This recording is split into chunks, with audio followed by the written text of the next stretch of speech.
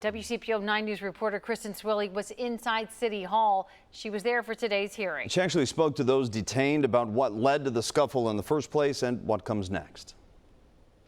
Protesters came here to take part in public comment in the hours leading up to this big vote, and they walked away disappointed on two fronts. Cincinnati Police Department was not defunded, and two of the protesters were actually temporarily detained during that comment section. I signed up to speak at City Hall to exercise my First Amendment rights. BRYCE PHILLIPS has been a fixture at recent public hearings, echoing calls to defund the police. This time was different. Well, I had not spoken yet, and then these cops come out. Phillips says he was forcibly removed from the meeting after signing up to speak, but before getting to the mic in an effort to silence him after he screamed at the mayor. People are planning and talking and having meetings, and we're not going away. Tensions were high as time ran out, and with it, any hope of major changes to the Cincinnati Police Department's budget for the next fiscal year. Today was our final chance to come out and have our demands be heard. City Council had to pass the budget by the end of the month, and while some things changed, including fully funding the Citizens Complaint Authority, it wasn't what this crowd wanted.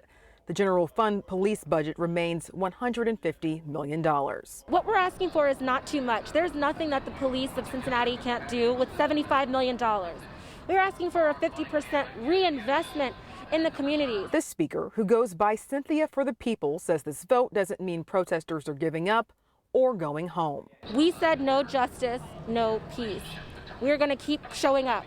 We're going to demand that we have a seat at the table. This is supposed to be the land of the free. We're not afraid anymore. Cincinnati City Council also voted to make the Black Lives Matter mural a plaza close to traffic. Exact details are still being worked out.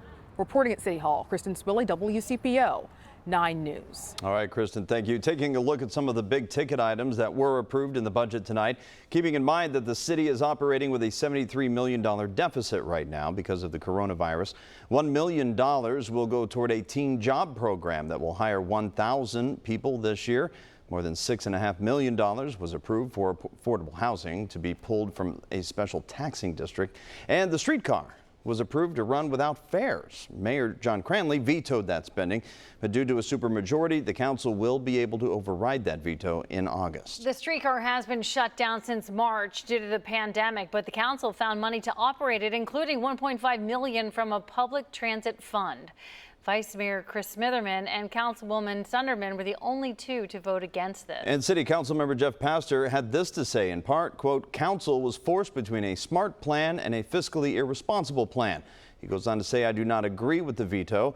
I believe our city can walk and chew gum at the same time. A pro-growth, pro-opportunity thinks big, not small."